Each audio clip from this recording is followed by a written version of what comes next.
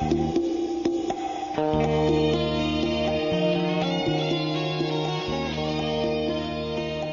do you want, a story that's believable, or do you want the truth? What's going on? How much does our government know? And when did they know it? You were the interface between the government, or the military, and alien visitors. Would that be correct? That'd be correct. There's a price to pay when you start talking. And I don't want to go into that too much, because when you start reliving it, okay? I see. You have no idea what I'm seeing in my mind right now, just talking about the tip of the iceberg. 2 or 3 times I got out of the UFO field. But you want to tell you a little secret? You can't. There are people out there, and I'm one of them. It's not about money. God, I wish it was. We will be going out into the cosmos, visiting other solar systems, other planets outside of our own. But when we do this, it's going to be that we're going to have a spiritual heightening. In other words, we're going to have to care what happens to the other guy. Clifford Stone, I'm very happy to be able to interview you here today. And there's a great deal of respect for what you've done and for your courage in coming forward and talking about it.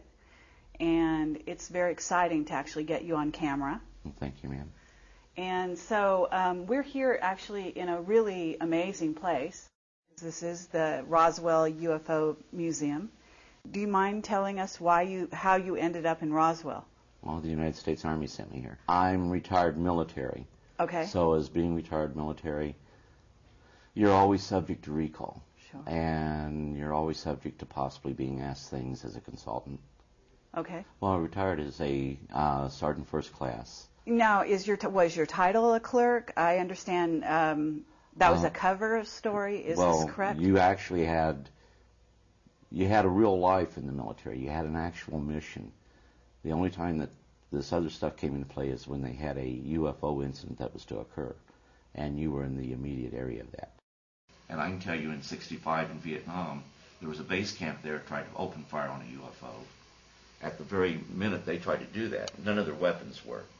All the electricity went out, and remained so until after the UFO left. And I can tell you, from being in Vietnam for 4 years, and yes, it was 4 years, the records reflect, I think, 37 months. But you add up the time of TDY that I was over there, it's right at 4 years. TDY being temporary duty. Not having a power on anything is very, very scary, and those are very, very tense moments. As a communicator, you were called out just in terms of your military life. From what age did you start working in this capacity, would you say? It was probably about the age of 19 or 20. Okay. When it comes to people who do interfacing, there's no school for that. There are things that have went on in your life. When I got out, there were 7 people that was still in the military that did interfacing. Only 7. And that was military-wide. And I was put into an incident where we had a situation that we weren't told exactly where it was, but I know we landed at Benoit. Because when I went back there and was assigned, that's where we landed. Benoit? That's in Vietnam. Oh. And I know it was Benoit because it was the same when I went back. Now this was an incident that occurred.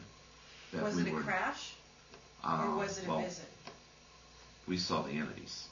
Okay. And this involved with us going in to try to extract an aircraft. And we did. We cut it up in, I think, about 7 pieces. Okay, was it one of theirs? No. This was a B-52. Okay, so... That didn't crash normal. Is this a time travel experiment? No. This was a craft that was shot down. Everybody was dead on board the B-52. Shot down by the visitors? Well, they were on a bombing mission over... I have no way of knowing this, but I would assume on a bombing mission over North Vietnam. The damage to the craft was as a result of anti-aircraft aircraft fire at the B-52. I mean, the damage was that type. And it was used for conventional bombing. And where I said we went from there by helicopter. But it was just like some giant hand had grabbed the plane out of midair and just set it on the jungle floor. And that's what we were interested in. Oh. We didn't know, you're not told. When we got on the plane in the States to leave to go over there, we were told we were going to Florida. When we landed in Oakland, we knew we weren't going to go to Florida. But then you went ahead, you was given a little plastic bag. You had to cut U.S. Army off, you had to cut your name tag off. One thing you never do is take your dog tags off. We took the dog tags off. Every item that could identify you went into that plastic bag.